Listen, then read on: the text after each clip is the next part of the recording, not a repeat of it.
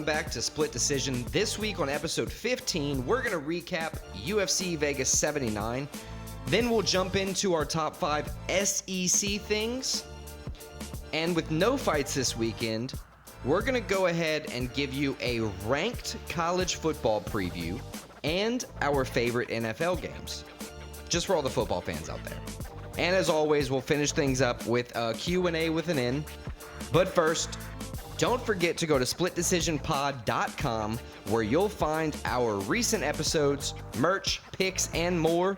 And for an added bonus, use code SPLIT35 for 35% off your order. Again, that is splitdecisionpod.com. All right, let's go.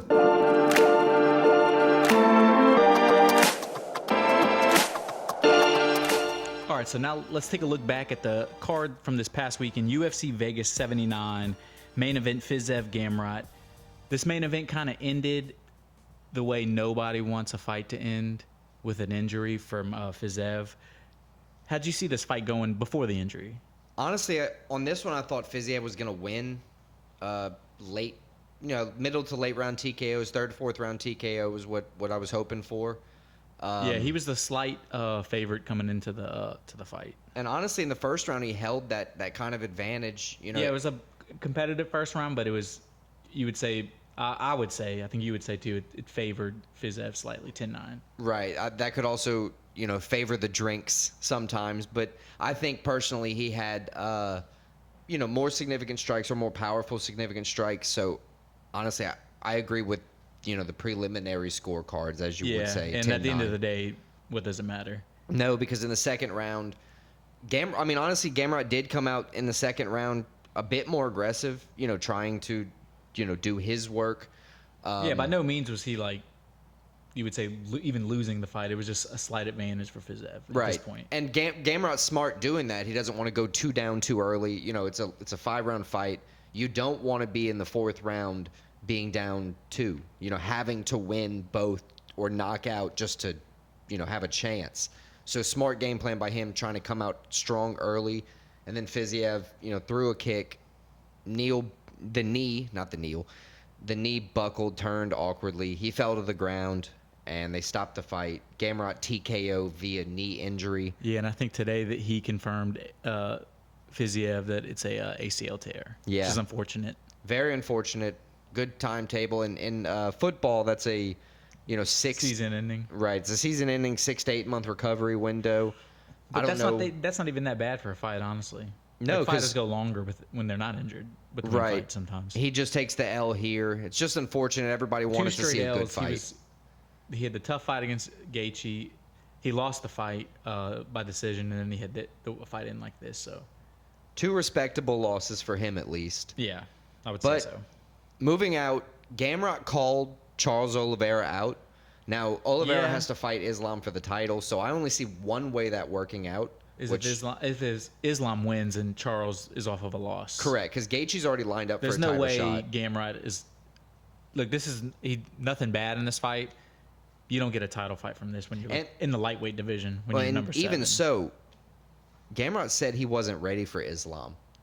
So, added to that, you're saying on national TV, like, I'm not ready, so let me get somebody else. Give me the loser, is all he wants. He just doesn't want to fight Islam.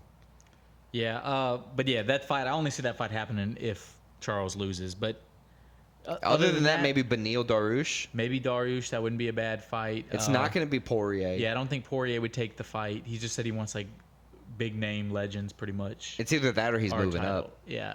Lightweight's so crowded, so hard to contend, and there's no such thing as a gatekeeper in the top 10. They're all just murderers. And I say that, I think, almost weekly, but...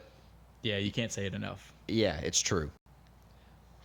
The co-main event for UFC Vegas 79 was, in some ways, a 2-on-1 with Bryce Mitchell and Jesus in his corner fighting Dan Ige. Yeah, a little unfair when you got Jesus on your side. Dude, when you walk out with a holy Bible and scream freedom at the top of your lungs... It was honestly that is crazy. It was like a jaw-dropping... Yeah, it was like, what is he doing? I didn't know what to... We've never seen anybody do something like that, I don't think. And we've seen various religions do, their own sense of whatever they felt necessary. I've never seen a dude come out with, correct me if I'm wrong, with the Quran and do that. or the Torah or anything. Yeah, I've never seen that. Granted, I've also never. Crazy. I also see holy Bibles in every hotel room in the world. So, but the way Bryce Mitchell won this fight, you might want to start doing that, because if you got Jesus on your side, he came out and it was a close fight, back and forth, but I think he was the obvious winner. I'm gonna say it. With that second round doctor stoppage, he let Jesus take the wheel. And he was, I swear, he was praying the whole time. Like, listen, let me just fight. Let me fight. Let me fight. Yeah, his eye was pretty messed up and is pretty messed up if you've seen a recent video of him. Yeah, it's a good, clean shot when you just blacken and bloody the dude's eye on. But if you fight Bryce Mitchell, his whole game plan is going to be to dominate you on the ground. And he did. 15 takedown attempts. He scored 5 of them. That's how he won the fight. Correct. He won the fight with a lot of ground control. Like I said, 5 out of 15 takedowns. A lot of Jesus. But overall, the judges, me and you, both saw it the same way. 30-27. Thug Nasty is not it does not fit him. No, you're right. 30-27, 29-28, 29-28. But yes, Thug Nasty does not fit.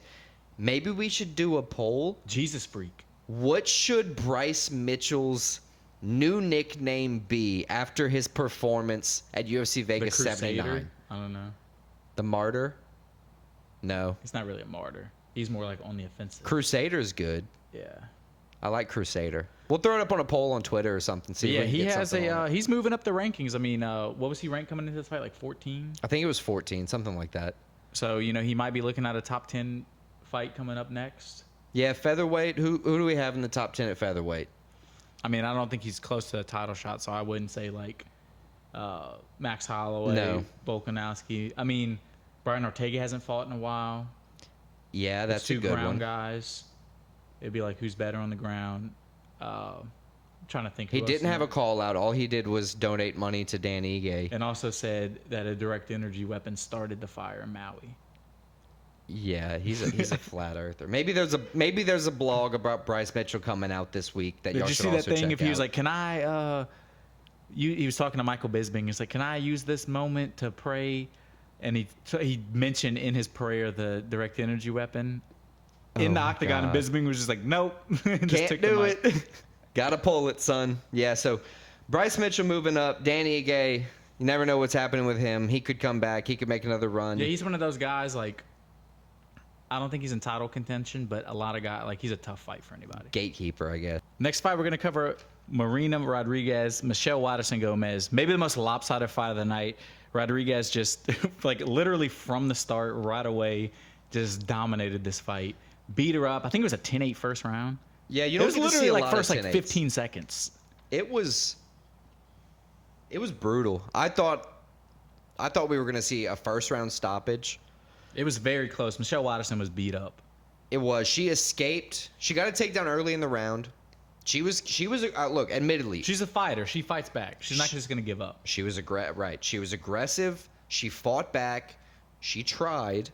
But Marina Rodriguez went into this rematch with a purpose. She way different from the first fight. Oh, dude, it was way more brutal. Yeah, it was just like Rodriguez was like, she's not on my level. And just decided that and proved it. She single-handedly decided that their careers are going in 2 different directions. 2 very different directions. So it was a very brutal fight. 10-8 first round. Second round coming in. Doctor stoppage. They checked. Waterson Gomez said, look, I can fight. You're not going to be the one to stop it. Rodriguez is going to be the one to stop it. And Rodriguez stopped it shortly thereafter, finishing the fight by TKO.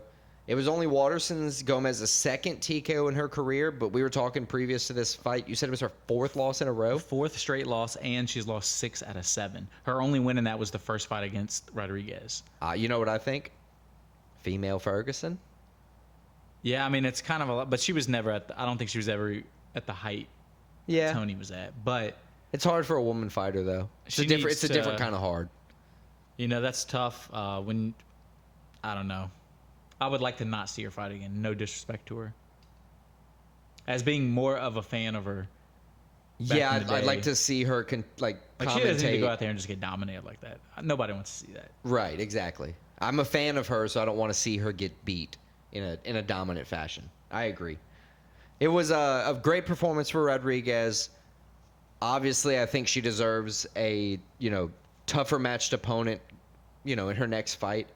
I honestly couldn't even think of who that would be next. The women's divisions are at strawweight. It might be Grasso Shevchenko again. It will be that first. You only need to be, the division's not deep right now, so like you only need to be like on a 2 or 3 fight win streak to legit get a title consideration. That's the problem is you have Grasso Shevchenko. They have to finish a trilogy, but then you already have a. And I guess Bueno Silva. She kind of fucked herself with the drug test. Yeah, but she'll only be out for 6 months, so that the field might clear by the time she comes back. Manon Poirot. She's right up there. And I don't think Rodriguez is ready for that level yet. No, so she needs a top 10 opponent. Rose fought at 125 her last fight against Poirot. It was her first fight at it. Right. So she could stay there. You never know because it was a close fight. Yeah. But I don't think any of those girls are. I think Rodriguez probably needs one more win before she gets to that level. Big pecking order for the title shot, especially with no clear, winner in the last bout we saw a couple weeks ago. Yeah, 4 women that like legit can be like, hey, I just beat the shit out of somebody. I need a title shot. Like I deserve a title shot, which is a good place to be. Yeah, a hungry field. After like 6 or 7, the talent level kind of drops off in that division. It does. So I'm excited. The women's division is heating up, or honestly, I guess we could say it's already on fire because if we'd have had a decision last couple weeks with the Grasso fight, we'd already have 2 the extra lineup fights because who's getting title shot and then who fights to Shevchenko's get the next title shot. Right. Exactly. So good looking out for the women's division. I'm excited to see him go forward. All right, so the next fight, Brian Pooh Bear battle, AJ Fletcher. Fletcher, a Louisiana guy, so I think we both came into the fight rooting for him. And he had a good first round. I would say he had the not solid, but it was a slight advantage. 10-9 probably him. Could have gone 10-9 either way. Back and forth. Both guys kicking, both guys punching. But second round, battle, forced a mistake, got him to the ground, and then from there, got the choke. Yeah, battle, losing the first round wasn't really an issue for Battle. His coach gave him a game plan, evidently, on the in his minute break, and he came out, used it very effectively, poured on some damage. I mean, if you're Fletcher with a 10-inch reach disadvantage, shortest arms in the division, he has to get on the inside. And Battle's like a tall, lanky dude. Right. So it was a kind of a clash of fate, as it was. With somebody who can grapple like Battle. Getting some damage in on Fletcher, he forced the shoot, and then, of course, from there, forced a mistake, getting the rear naked choke, getting Fletcher to tap. Battle moves to 5-1 in the UFC, so he's definitely a guy. I mean, he's approaching that contender status, I think, rank status, or at least the rank fight.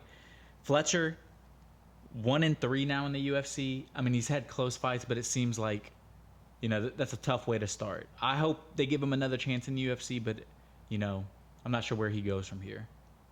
No, I wholeheartedly agree. It's tough when you go 1-3, in anything. I guess unless you're in baseball, that's pretty damn solid. 1-4-3. Yeah, 1-4-3, even 1-3.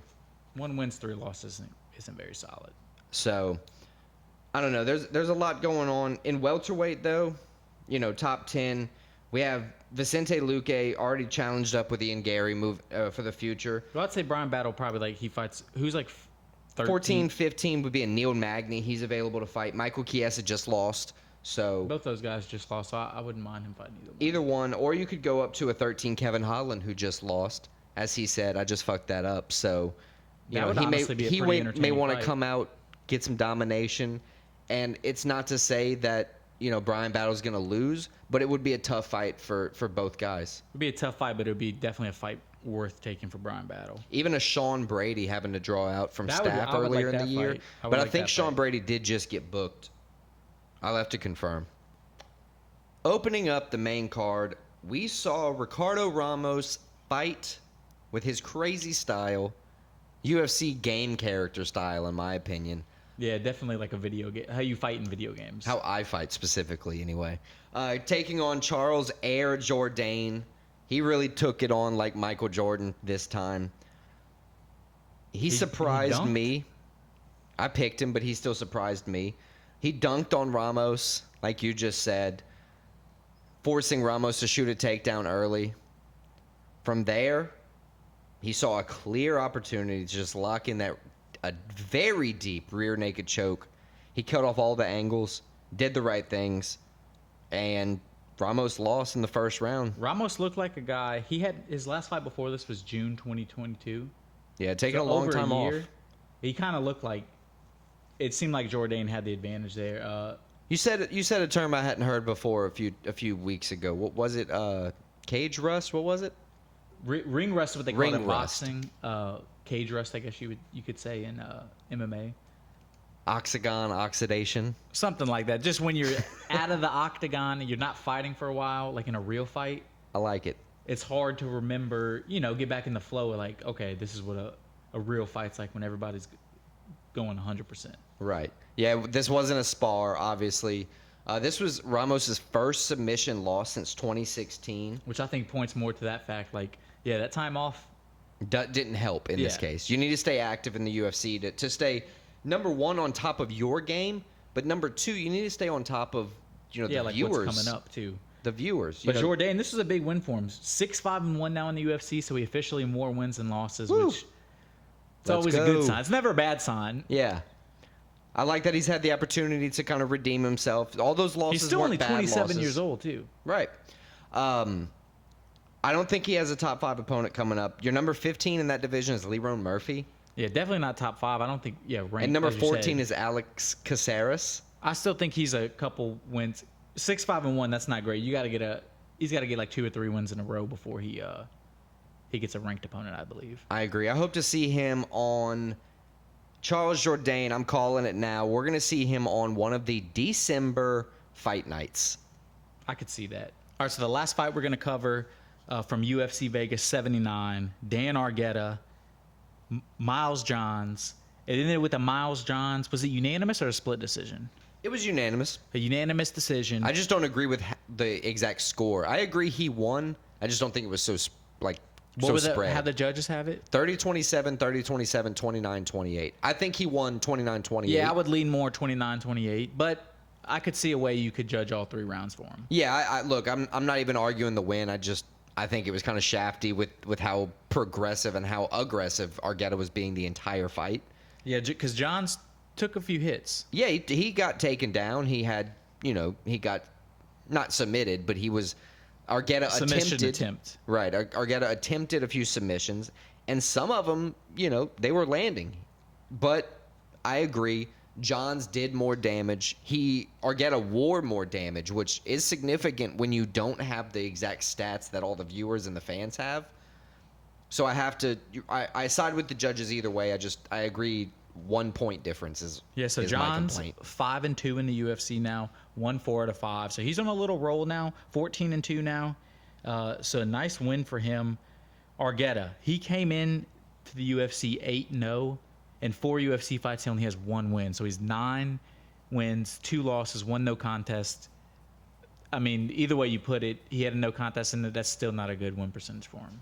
He's got to win more, and he expected more out of himself coming in undefeated. You're absolutely right. And look, if nothing else, he is his nickname.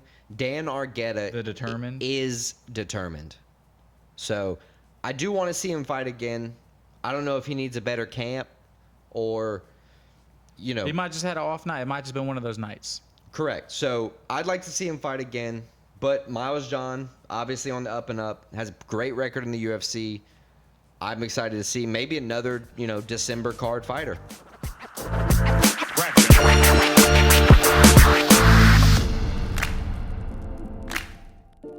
All right, so this week on the Top 5 segment, we return to themes. Last week it was another UFC Vegas card in the Apex, so we really didn't have a theme for it. We just went with worst people.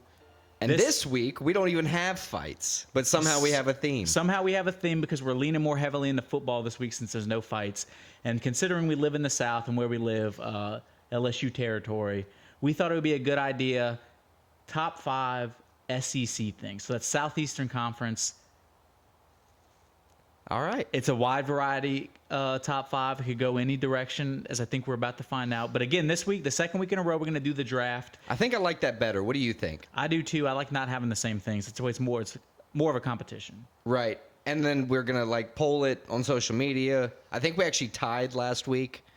I had a poorly timed post, but I'll fix that this week. And then we'll get it on Twitter for anybody to see it there. We'll put it in a couple different places. Yeah, so this week you get the first pick. I got the first pick last year and took Hitler. Or Last week. Oof. And took Hitler as the worst person. What's your top number 1 pick, 1-1, top 5 SEC thing? My number 1 SEC thing has got to be LSU. God damn it. I like LSU. You put me on to LSU at, I'll say, a fateful time. The only season, or the season I should say, I saw LSU the most was 2019, Joe Burrow. Literally changed my life that season. That was crazy. I watched a few games with you. It was history. That team. And then they've all the key players have had pretty good success in the NFL too. Yeah, I'm a fan of all of them in the NFL. It's great. So my number 1 overall is the LSU Tigers. I mean, I can't dog you because literally that's my favorite sport. If I had to pick one sports team and one sport to follow, it would be football. It would be LSU football. So I can't even argue with that 1-1. I think that's a very good 1-1 pick. And look, I know they haven't won, as many titles as Alabama, or they're not always that dominant, but they are an hour from here. But they are. And we see a huge fan base. They're the past a 25 national years, competitor. they've been at least top 10, probably top 5 program. Right. And even though I haven't followed them, it's still a top 5 3 SEC titles since thing. 2000. That's pretty good. 3 national I like titles. it. Number 1, baby. Yeah, I'm going to defend LSU all day, so I really can't be mad at you for that 1-1. But does that help me win is the question. I don't know, because I got a pretty good 1-1 too. All right, what you got? Top 5 most SEC thing, I put the national championship.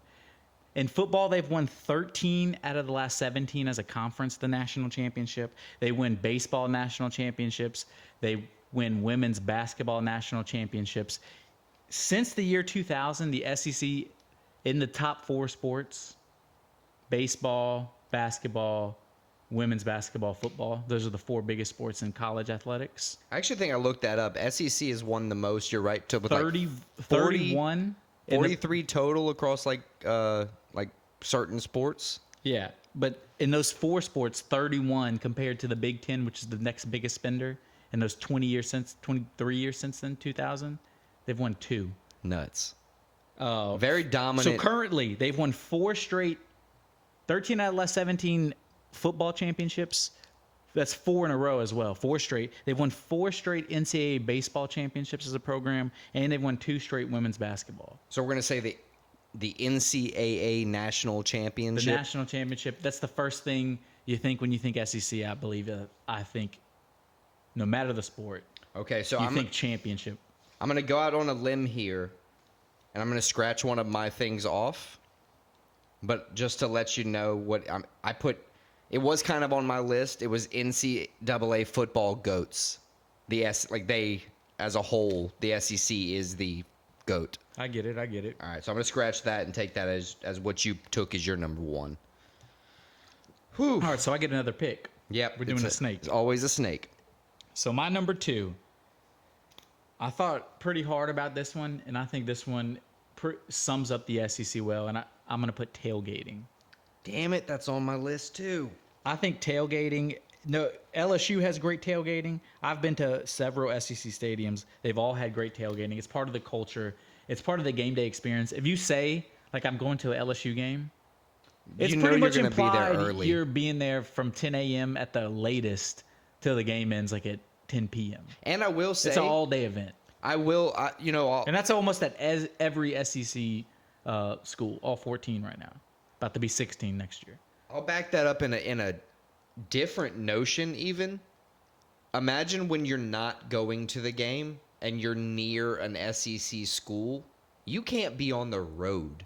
Yeah, there's traffic is so bad. I mean, if we're anywhere near Baton Rouge, we're going the long way because it's 4 hours quicker in most cases. Yeah, it's crazy. You drink, you get good food, you banter, anticipation all day. It's one of the best experiences, and I think it's synonymous with the SEC.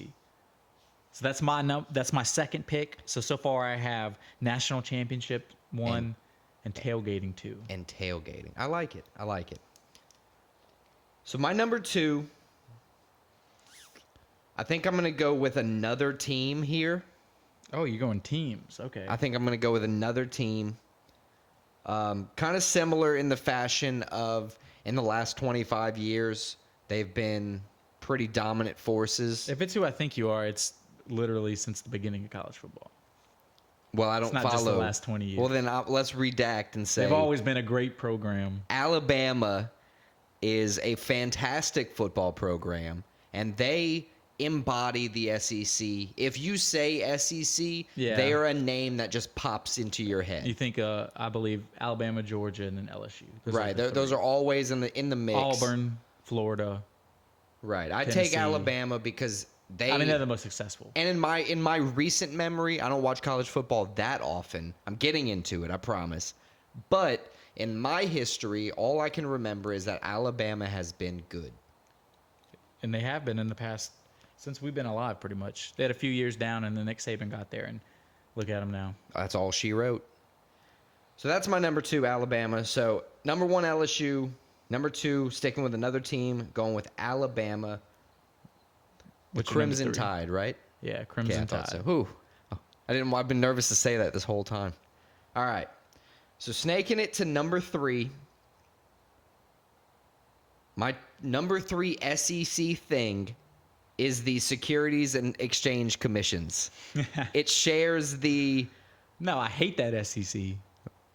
Yeah. They're super. They have. All right. You're in charge of money. I'll change the term of my third I to don't know. insider trading. Fair? That's fair. I do like me some insider trading. I'll allow it. SEC being The how I got there, if you Yeah. will. It's a subcategory. we get it. You have a pretty bad list so far, to be honest with you. We'll see what the polls say. We'll see what the polls say. So insider trading is cool. We've talked about it maybe before, but I know we've talked about it in person. It's fueling the politicians' bank accounts across America.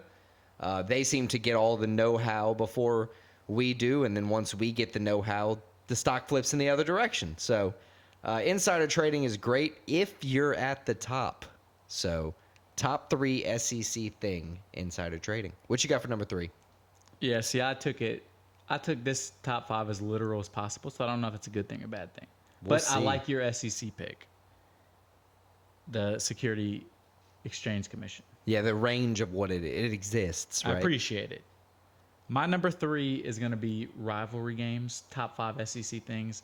SEC has some of the best rivalries: Alabama, Auburn, LSU, Alabama, Ole Miss, Mississippi State, Georgia, Auburn, Georgia, Florida, Tennessee, Florida. Like, you can keep going on. Some of the best, most historic rivalry games. And when you think SEC, I think those matchups, especially football, but they go deep into baseball, basketball as well. I You like think of those rivalries. rivalry games. That was definitely on my list. Honestly, the reason I didn't pick it as my number 3, 2 reasons. I thought it was going to drop to 4, and I was going to take it there. But I was super nervous about having to name the rivalries. Yeah, I knew I kind of had that one on you. So I didn't do enough research to have them at least written down. I could have used the time to Google it, but I didn't want to stumble across anything. So my All right. bad on that one. You're good. So my number 4, as we go to the snake, my number 4 Snake. is the athletic talent. SEC number 4 thing is athletic talent. When you think, especially football, but it goes baseball, they get number 1 first round picks. Basketball, they do the same thing. Okay, so you're talking recruiting. When you think Is that how you want to label it? Because Just you don't have a talent. talent. Athletic talent. The athletic talent in the SEC is bar none.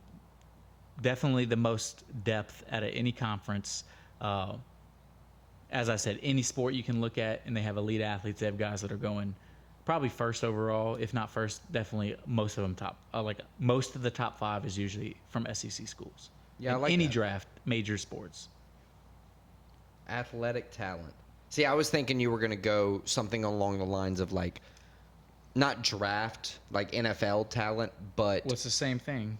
I was saying like recruiting from high school. Like Yeah, they get that too, but I they just get think so pure, many more 5-star recruits than any other schools. I just think pure athletic talent. I like that. So it's my turn for my fourth, right? And then I go fifth, and you'll finish it up with your last pick, right? Correct. Cool. So So 3 picks total left. my fourth pick, I've been toying with this one a lot. Kind of goes back. It's when you become a fan of somebody. It's when somebody changes things for you. Watching that 2019 season really changed. Made me a fan of somebody. I've done everything I could to draft him in every fantasy football lineup I could. Are you taking Joe Burrow? You I've never bastard? gotten him. It's Joe Burrow, number 4. So you pick my favorite player and team of all time. Well, it's your fault for not picking him. This is a draft, sir. You had, The team you picked first overall. You ruined the mojo. I believe you had 4 other opportunities to pick Joey Burr. So I'm taking the Bengals superstar, Joe Burrow, future Hall of Famer, future 17-time Super Bowl winner, Joe the Burrow. I mean, I hate on you for the pick, but I can't hate on the actual substance of the pick. And I also like him in the NFL. They need to figure it out in the first 2 weeks of every season, apparently. But I mean, he produces. He's made it far, way further than people thought they were going to be, as early as he made it with them. So, props to them. Sure. What you got for number 5? The fans. Fans is a good one. The fans for the FEC. I had crowds. That's kind of the same thing. Yeah. The fans for the SEC, they back their team through thick and thin, regardless of what you see on social media calling for Brian Kelly's head. They don't mean it. They only want it that night. But Monday morning, they love that coach again. They love Saban again. No matter the loss, no matter the win, they back their team. Loyal. They're always in the gear, at the tailgates, at the games. Fans are the driving force of all things. That's why fans are on the top 5 SEC things for me. As a fan myself, can't disagree with you. There you go. What do you have for number 5 to finish it up? So my number 5, I think, is going to take the cake. It could have gone 1-1. Dang, so you waited? I didn't mean to, but I see it on the list, and I think it could have gone 1-1. My number 5, when you think SEC, you think these prestigious old Southern colleges, I think there's one thing every guy thinks of, and that's the women of the SEC. The best-looking girls, bar none. They're known for it. Southern Belles, they have a specific name. Yeah. Yeah, that's I'm going to go the women. I think a lot of Just- people can agree on that just one. women, right? Women. Women. I mean, Could have gone 1-1 if you could make the case. I can't argue that I like women. And the SEC has Women. exactly. Well, damn. Checkmate. I wouldn't say checkmate, but you got me in a corner, You're fighting for your life right now. fighting for my life, trying to breathe. So there's our top 5. The second time we've done a draft. We're going to post this one on Instagram, Twitter, Facebook with polls or ways to comment below. Otherwise, just comment below who you think won. It'll be Christian versus Alex. We'll figure out something as time goes on, like a punishment or, how to figure out what happens to the loser. But that's our top 5 for this week.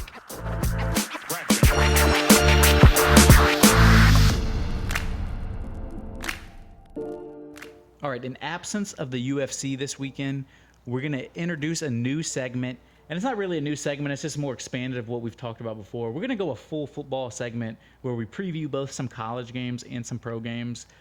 We'll probably do a smaller version of this when we actually have UFC cards, maybe do like 1 or 2 games each. Today we're going to do a little more expanded version of our football segment. So we're going to have 5 games, both college, both NFL, and we're going to kick off with college. How we pick these fights, I'm sorry. I already missed the UFC. You know what's crazy? I wrote the brackets the same way I wrote the same way I typically write a UFC fight. So I almost have it like in this corner you have Utah, Utes. Exactly. In So quotes, just like I would do a fighter. So how we picked the games is we picked all the ranked matchups, ranked versus ranked matchups. So there were 4 of those this weekend, and then we also picked, just in honor, we're fans, both Coach Prime. We're going to cover the USC Colorado game as well, which is 8 versus non-ranked Colorado. So the first game we're going to start with is a game that's actually going to be Friday night. So it's the first game that's going to be played. It's number 10 Utah, number 19 Oregon State, a Pac-12 matchup, the last year of the Pac-12 as we know it. This should be a good one. Utah has won the last 2 Pac-12 championships, by the way. So this confused me a good bit coming in because I always like to know my fighter's weight class, which is smart. You know, I know what pounds they're fighting at in their weight class, so I can keep track of where they're at in the division, everything like that. When I started searching the conferences of who these teams were in, they're all major shift in the next year or 2. Dude, that blew my mind. So I was like, oh, is this Pac-12? Is this Big Ten? So this is Pac-12 for now. For now, Utah's moving to the Big 12. So in my little research here, Oregon State got kind of they got fucked with Washington State. They were the 2. Everybody else in the conference went on to bigger conferences and kind of left them alone. And like they had to rebuild their conference now, pretty much with smaller it's not schools. It's not going to be the same level. It'll be similar to the Sun Belt. A little above that, but yeah, more Right. or less. Okay. So I got the Utah Utes 4-0. A heavyweight. No, I'm kidding. 4-0. They've beaten UCLA this year, Weber State, Baylor, and Florida. Yeah, they opened the season with the win against Florida. They haven't had their starting quarterback all year yet. I also read that he could be coming back this week. He could be, and he's been the starter for the past 2 years when they won the Pac-12 championship. So he's like a game changer, and So their offense has been struggling. So the Beavers are favorited, minus 165 currently. Yeah, I think a lot of that has to do with it being at Oregon State. Right. I think with the top quarterback option, if Cam Rising comes back, I think it livens up the passing game. They've already had a pretty strong run game. Once again, this is all on my research. They've had better success on the ground than they have through the air without Cam Rising so far. Exactly. They've had trouble throwing the ball. If they can switch that up with Cam Rising, I know even though he might have a little rust behind him, I think regardless if Cam Rising plays, I think Utah is an experienced team that has a lot of talent and knows how to win games. Oregon State, I like them. They're coming off their first loss against Washington State last weekend. It ended up being 38-35, but they were down by I think 21 points at one point in the game. So Washington State kind of let the gas off the pedal. So yeah, I don't think they played as well as that score suggests. So we'll see how they bounce back. I think Utah is just a more experienced team, despite it being on the road, despite that they might not have their quarterback again. I think they find a way to win a close, ugly game. It's -3 Oregon State. I would definitely go Utah +3 in this because I think they're going to win outright. I mean, honestly, lock the bets in as early as you can on this one. They have them as a +140 line for Utah. I pick Utah in this game, and I'm seriously thinking about placing the bet on it. Yeah, that wouldn't be a bad decision, I don't believe. A dumb decision. All right, so the next game we're going to move on to, it goes back to your top 5 a little bit and how it was your pick, and I said it was my favorite team. Right. The LSU Tigers, ranked 13, coming in 3-1, 2-0 in the SEC, taking on Ole Miss Rebels, number 20, coming off their first loss. They lost to Alabama last weekend, so they're 0-1 in the SEC. This is a big game for both teams. I think LSU has had problems covering the pass. Ole Miss is a good team that can pass the ball. That's the best thing they do. LSU's offense is great this year. I think it's going to be a high-scoring game. Right. Looking through everything, I saw that LSU leads Ole Miss here in every important category, but they also lead in yards allowed, so not very good on that one. But that kind of shows what you said. They've had trouble against the pass. They've had trouble allowing people to score on them. I think LSU's going to come out and win here. They have a slight favorite money line of -130. The game is at Ole Miss too, so in Oxford. Right. 3-1 for LSU. They've beaten Arkansas, Mississippi State, Grambling State. They lost to Florida State. Ole Miss also 3-1. They beaten Georgia Tech, Tulane, and Mercer. Lost to Alabama. Yeah, coming off the loss last week. I mean, honestly, when you lose to Alabama, in no means is that a credit. I will say they were up 14-3 at halftime. Final score, no, 10-3 or something. Final score was 24-10. But 2 weeks ago, Alabama was also down to Alabama State 10-3 at halftime. I don't think that's true, but yeah, because there was a rain delay. no, South Florida. South Florida, not Alabama State. Sorry, Big difference. Big difference. So anyway, I think LSU is going to come out here, win. They lead in all categories. It's LSU favored by 2.5. Current over under 66.5. I have to agree it's going to be a high scoring matchup, but I have to add, if anything, I prefer that if I Google SEC, the division is stable. You don't have the Pac-12 just being blown up. Well, they're adding 2 teams next year. Right, but it's not. Oklahoma, they're Texas. just absorbing, right? They're not losing anybody yet. Right. It's not just blowing up a whole division. Like when I'm searching for Conference. everything, that should have been in my top 5. Is they are a stable, long-term. Yeah, most of the schools have been there since the creation in like the 20s. Right. There's no need to change. If it ain't broke, don't fix it. But yeah, I'll never pick against LSU. I think it's, as I said, a high-scoring game. I think it's gonna be like 45-38, like that high scoring. That's over 66.5. Yeah, and I think LSU gets the win. So next, what do we have? We have Coach USC. Prime. USC versus the Buffaloes. UFC. UFC. You're missing it I'm hard, missing brother. So much. I'm so sorry. All right. Well, let me do this one then. USC. So we have the number 8 ranked USC Trojans taking Southern on California. the non-ranked Colorado Buffaloes. Coming off. Mollywop of a loss to Oregon. That's the nicest way you could put it. Yeah. Oregon Well, just totally dominated them. Coach Prime took the loss in stride. He did. He finds a way to flip everything on its head. It's crazy how he just absorbs hate. It's that old thing of like, I'm rubber, you're glue. Whatever you say to me bounces off of me and sticks to you. Yeah, he's good at that. He just got it on, like hooked. You're not going to catch him slacking. Buffalo got stomped. The Buffaloes. The Buffaloes, sorry. I missed the Bills already. Colorado. The Buffaloes got stomped. And honestly, it's a win for them this whole season. They had Vegas, one win last season. So it's an up and up season for them Vegas already. thinks this game is going to be similar to that Oregon game. Yeah, Trojans Oregon have a was, line of minus 2,000 money line. Oregon was 21-point favorites against Colorado, like going into the game. USC 21.5-point favorites against Colorado. And I it's would in argue Boulder. that this is the Buffalo's toughest competition yet. Oregon's pretty damn good. I think the Trojans are better. Now, granted, I am tanking in my Dynasty Fantasy League to get Caleb Williams, so that's... I have a hot take. I think Caleb Williams is severely overrated. Well, I hope you're wrong. Just throwing that out there. All right. But So yeah, USC, Colorado, I still think... how do you think this is going to end? I think it's going to be probably not as dominant, but I think USC is going to... Oregon proved just the...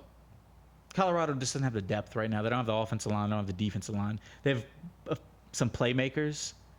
And if one you don't injured playmaker. If you don't have the guys in the middle, the big guys that can push like on the line, get some surge, you're going to struggle. They can't protect Shadur Sanders. I think USC, I'm thinking like a score like 35-10. Oof. Yeah, it's going to be a 35-17 maybe. Okay. Now, I will say... I'm pulling for Colorado, though. I've seen the Trojans give up some points to some less than perfect teams this season. Yeah, but I think the thing is what Oregon proved is Colorado has so much attention, which is good for them. Right. But everybody's going to come in being like, they're going to be on their A game. Right. Everybody has to come in prepared because that's the thing with the Buffaloes. They can catch you slipping. Yeah, and but if they do, well, they may win the game. Exactly. So I still pick USC here. I think Caleb Williams is going to look to capitalize on the not crippled, but the definitely hurt offense of Coach Dion, Coach Sanders, Prime Sanders, Optimus Coach Prime, whatever you want to call him. Prime energy drink, however you say it. I'm taking USC as well. Me as well. Unfortunately, I hope Colorado wins. I hope I'm wrong about That this would be one. crazy if Colorado won. I mean, I'm going to put probably half a unit on there. Probably not a bad decision. So the next, we're going to move back to a ranked versus ranked opponent. We have number 24, Kansas Jayhawks. Kansas finally good at football after only being good at basketball for so long. Taking on the number 3 Are they back? Texas Longhorns. A Big 12 matchup, a bit early season, big time Big 12 matchup with both teams looking like they could make a run at the title if things go well for them. This is an interesting game. At Texas, Texas 17-point favorites, which is kind of shocking to me. You think it's shocking? I mean, look, this is almost an outside looking in because I don't know anything about either one of these teams until I Googled them today. But when you tell me a ranked 3 versus a ranked 24 is going to win by 17.5, I believe it. Yeah, but the rankings this early in the season, we don't know how good these teams are. Well, I'm telling you, it's an outside looking in perspective. I don't know.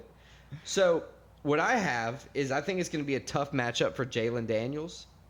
That's LSU. Jalen, not Jaden. You're Jalen right. is the Jayhawks quarterback. You're right. I know because I looked it up. Oh, no. All right, so Jalen got me on that one. Jalen Daniels Misheard is with the Jayhawks. He's the 24th ranked team, the quarterback of the team. Texas has scored less points per game so far, while the Jayhawks have had a better run game, kind of better controlling with the run Texas so has played far. better teams, though. I don't think that's going to be enough. I think Texas wins. I think it's minus 900 for a reason because those upsets don't happen often. They happen in college football, but I think it's going to be a close game. I think it's going to be closer than 17. Oh, Texas also beat Alabama. So, Yeah, but in my opinion, if you beat Alabama, you are Alabama's God. not the same. Nope. See, outside looking in again. If you beat Alabama, you are God. I think Texas barely wins this one, though. Oh, so you agree with me? No, Let me hear it. I don't. Say it again. I'm taking Kansas plus 17. As your pick? No, that's how I'm phrasing this. Fair. All right. I think it's going to be a close game. Kansas could sneak it out, but Texas ultimately gets the win. All right. In our last ranked matchup for college football, we have the number 11 Notre Dame Fighting Irish Coming off a loss against Ohio State. Literally last second. Yeah, that was crazy, right? Touchdown going in. They only had 10 guys on the field, too. Now, is Tough Marvin way to Harrison Jr. coming back? He plays for Ohio State, right? Yeah. Is he coming back this week? I forgot to look at him specifically. I don't know. It's probably too early in the week right now. Yeah. If he doesn't come back, I'd have to argue that they're going to be seriously dampened. Yeah, but he tends plays to for explode. Ohio. We're not looking at Ohio State. We're looking at Notre Dame. Oh, Notre Dame. Damn it. The You other got me. team. You got me back. Sam Hartman, quarterback, coming off the loss. Right. First loss as a Notre Dame starter. Yeah. So they beat Central Michigan, NC State. Is that North Carolina State? It's North Carolina State. Sick. Tennessee State and Navy. Not, in my opinion, a huge repertoire of schools I've heard of be NC good State's- in the past. NC State's not a bad win. Okay. So Navy, discipline. the Blue Devils, they beat Connecticut, They Northeastern. beat Clemson to start the year. They dominated Clemson. They beat Lafayette, Pennsylvania. Yeah, Lafayette College. All right.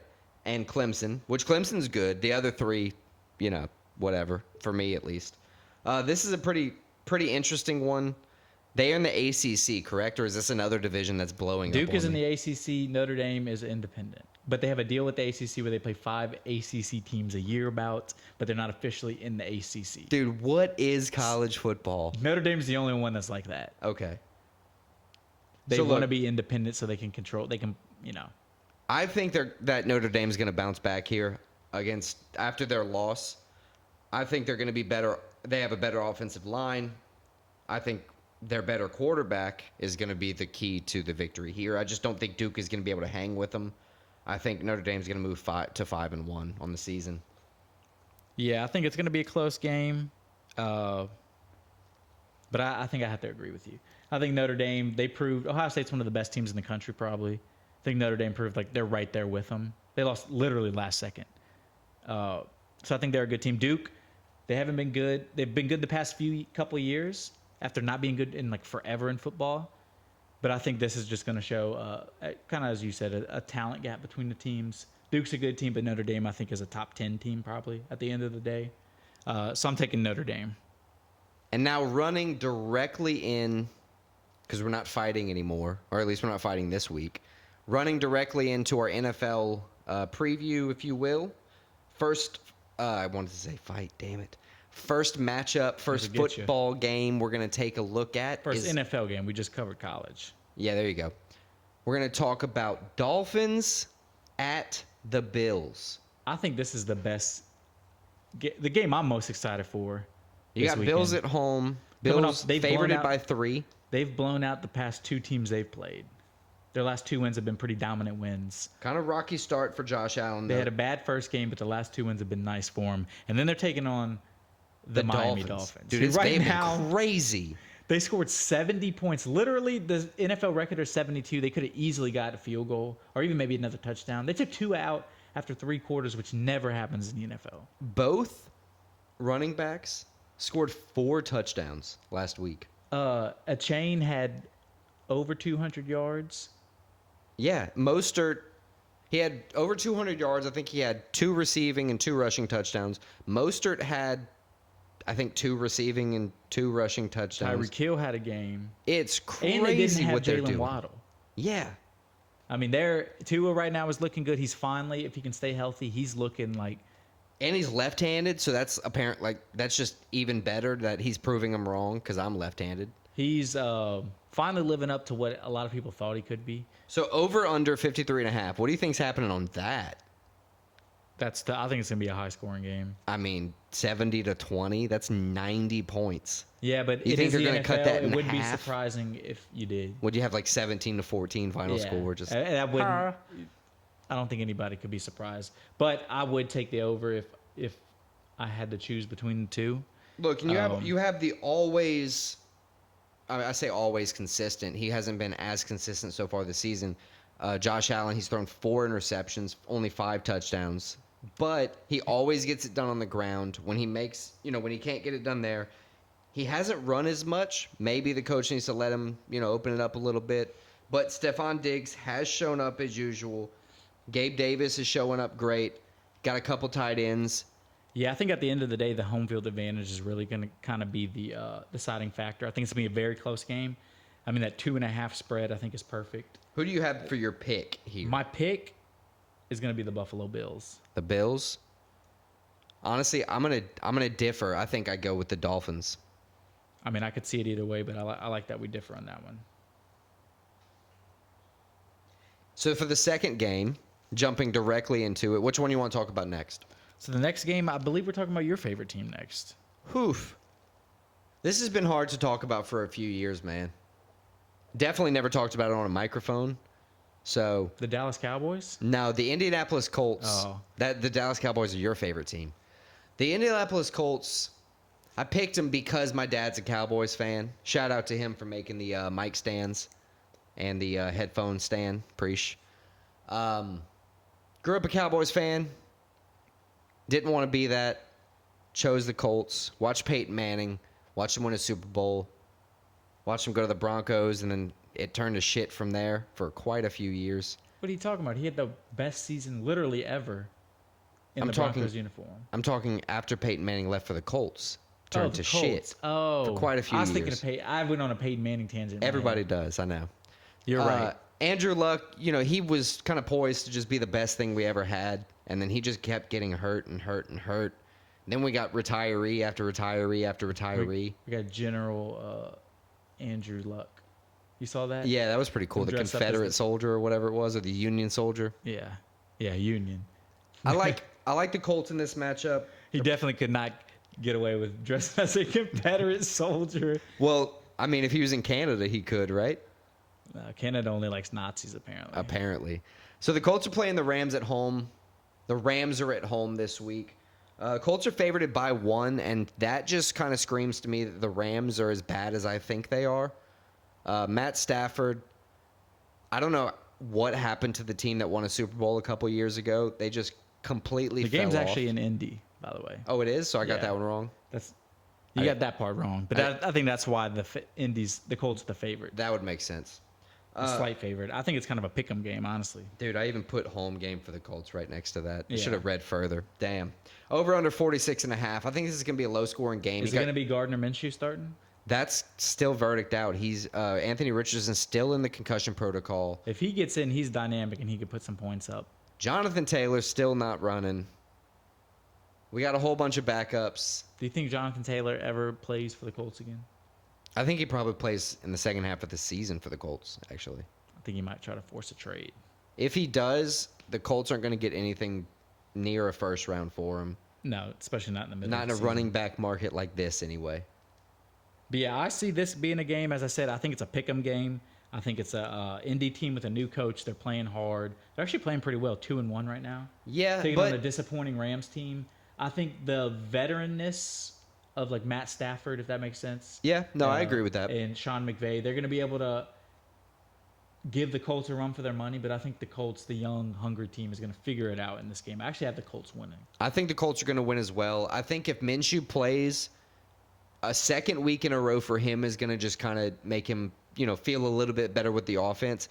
But if Richardson didn't comes play bad. back, no, he never plays bad when he gets an opportunity. The He's thing had is, some games where he's played bad. well, I meant at the beginning. At the Yeah, he beginning, always starts off kind of on fire. He gets yeah. 2 or 3 wins, and then it's kind of like, oh, I played the Chiefs. Oh, I'm on the Eagles, but we're not good this year.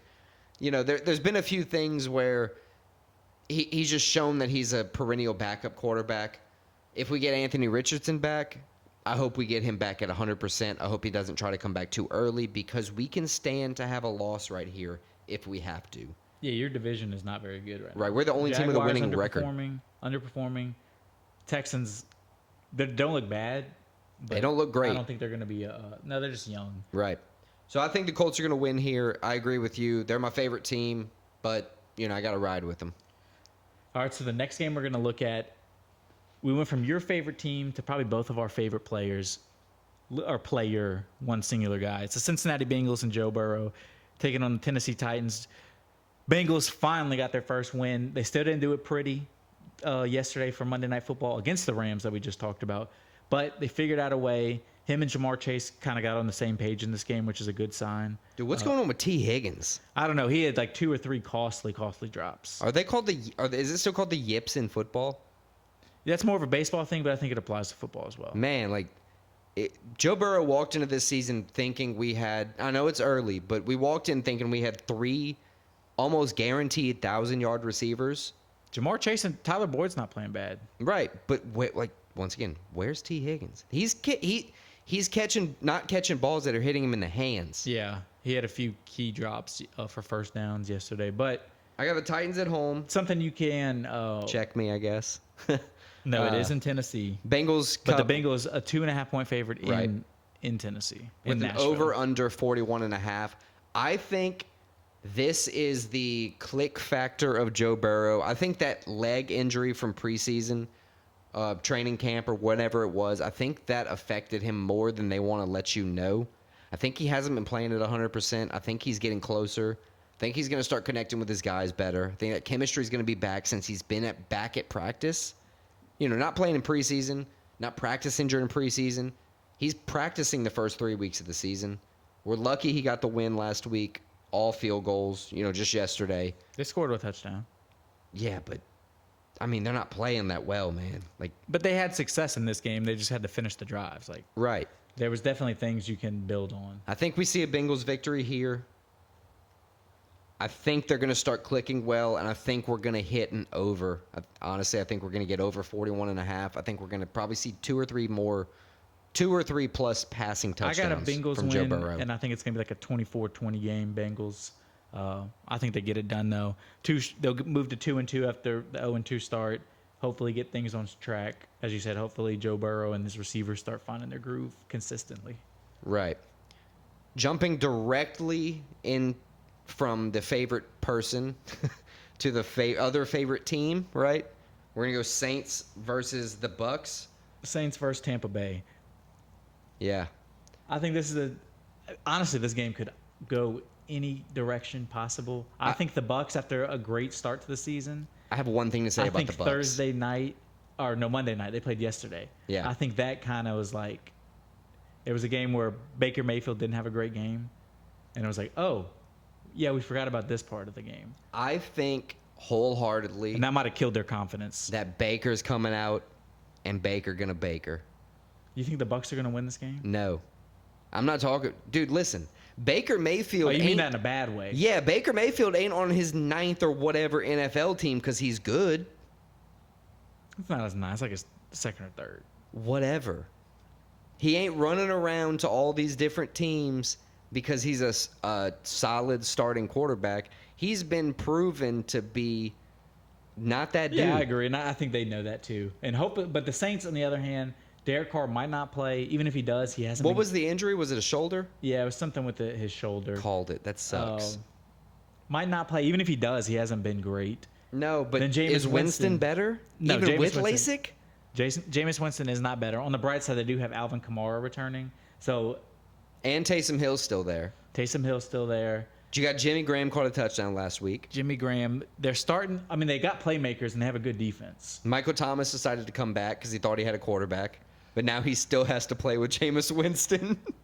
But I think the Saints figure out a way to get it Savage done. move by Jameis. I'm always going to pick the Saints, and I agree with you. I think Baker, he kind of showed a sign of what's to come against the. I know they played the Eagles, but it was a Baker's going to Baker game. Yeah, that listen.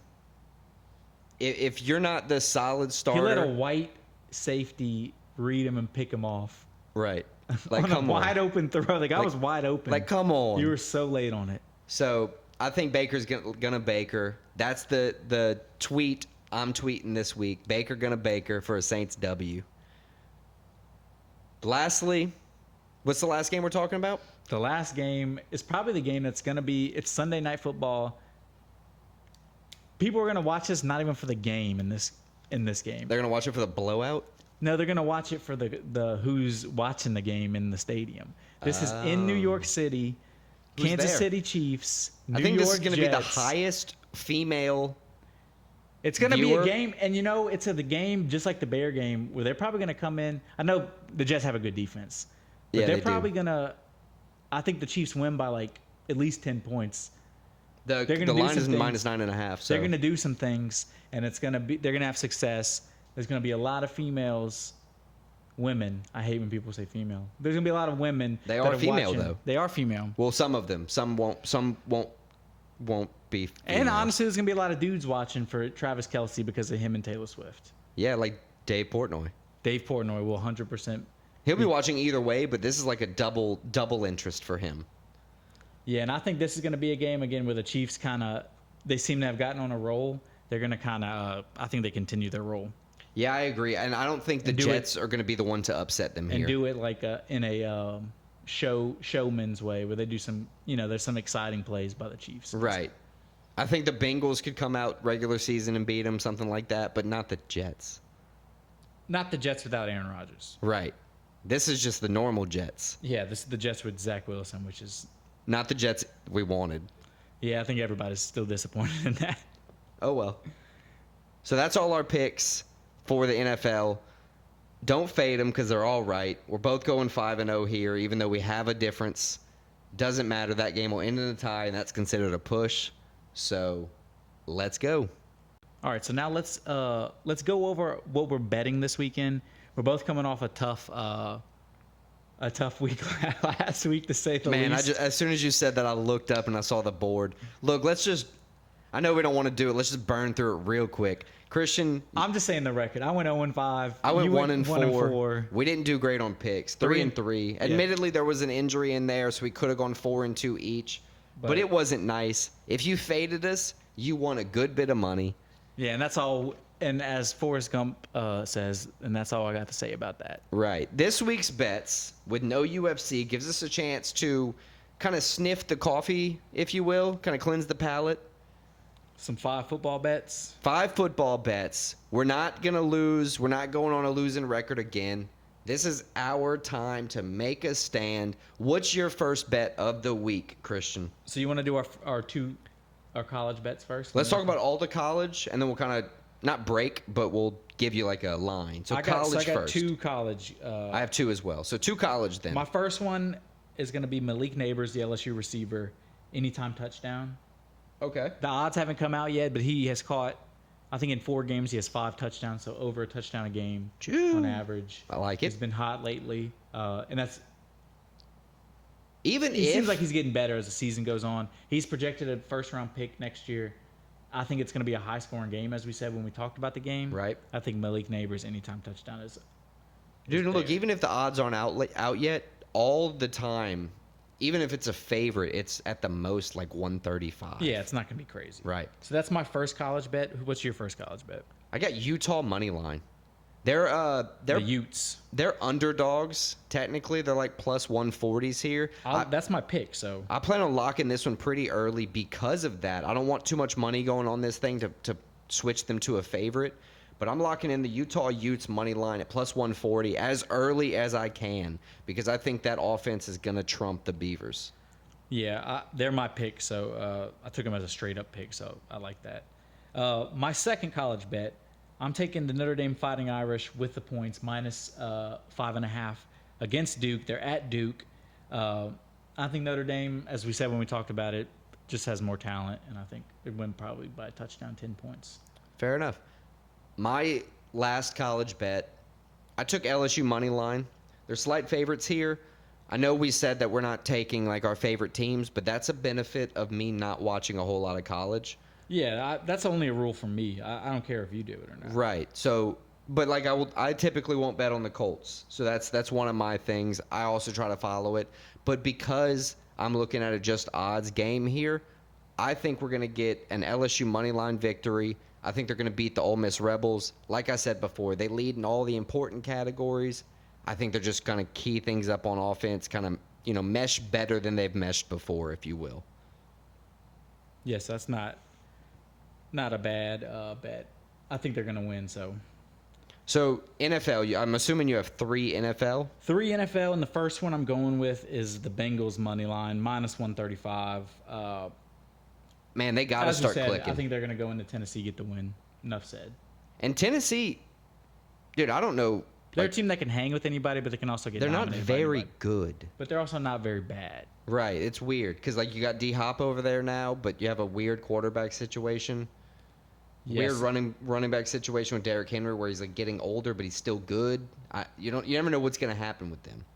I agree. I like Bengals winning. I think T. Higgins, Tyler Boyd, and Jamar Chase need to really, lock in at practice this week, figure out a way to get, T. Higgins off the yips, get Joe Mixon the ball, and we'll get some positive yards on offense. I agree.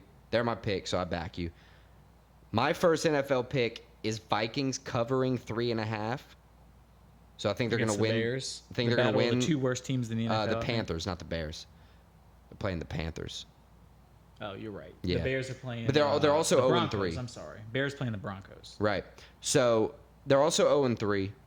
Both teams 0-3. I think this is where Justin Jefferson goes absolutely off this game.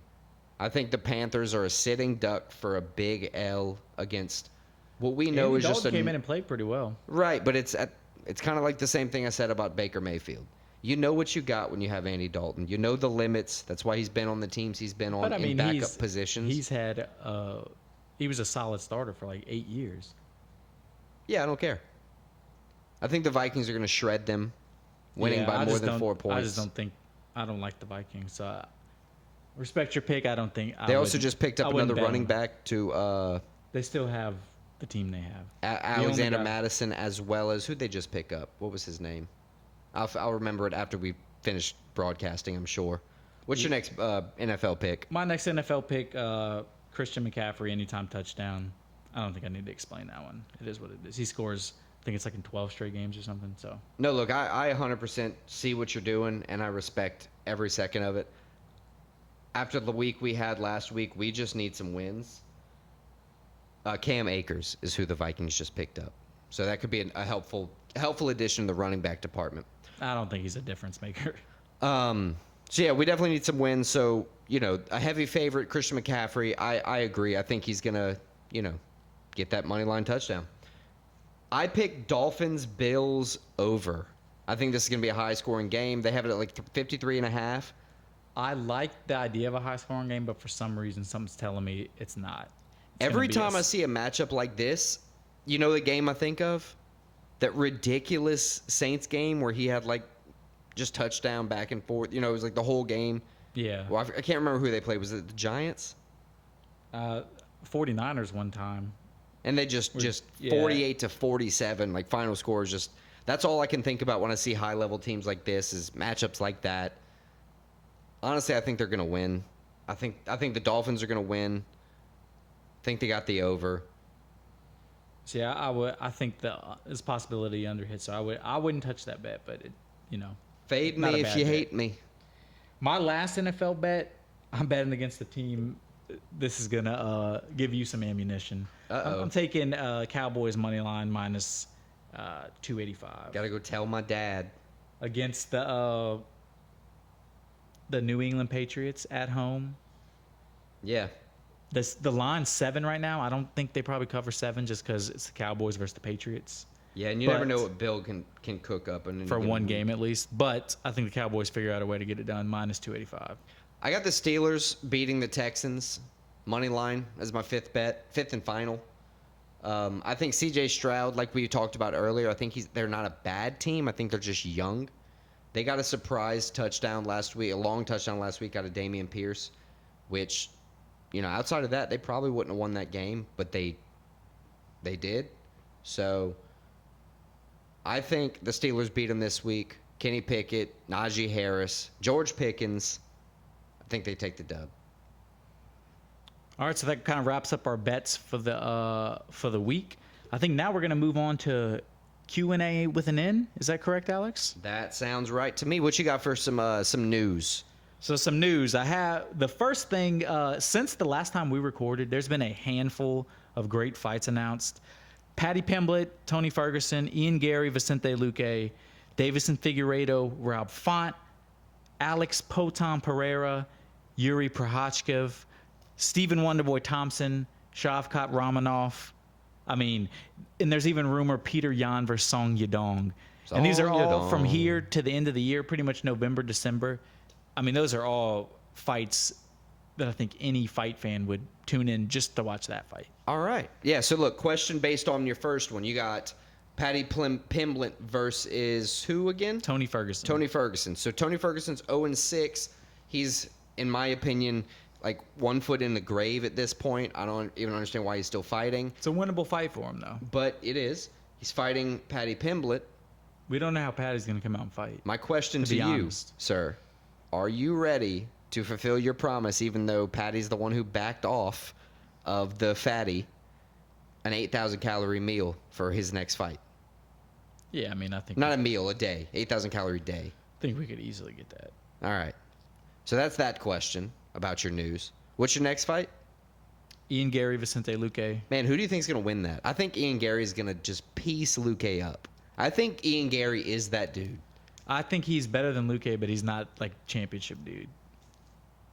Okay. And then I have Davison Figueiredo, Rob Font. Is Davison Figueiredo? He's moving up to 135. Yeah, but is he going to waste the next 4 years of Rob Font's life?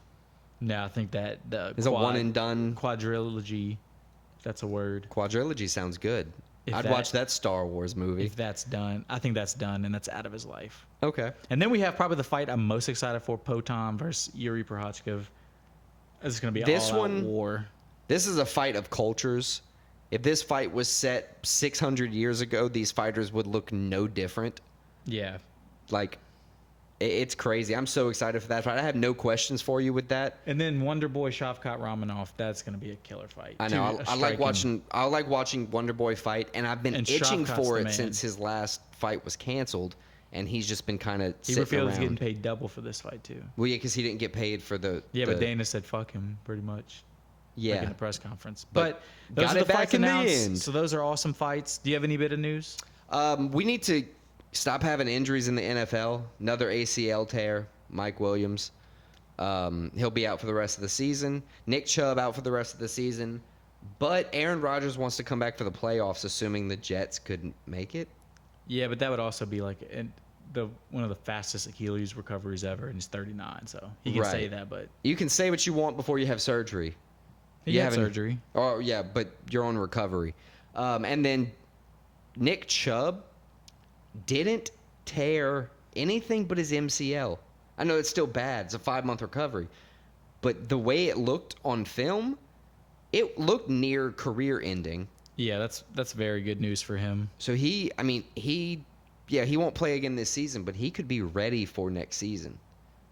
So props to him. We got a lot of college football coming up. I'd like to just say with news that Deion Handle's loss with, I guess, great poise. we said it before, but he just flips it back around on you, so it's pretty cool. Even that when you win, you kind of lose. So Yeah, props he to doesn't- Dion for that. He's rubber. And then lastly, the only little bit of news I got, or the last bit of news I got, everybody's talking about it. You got Taylor Swift leaving Arrowhead with Travis Kelce. Rumors kind of confirmed. They're dating. They're at least hanging out.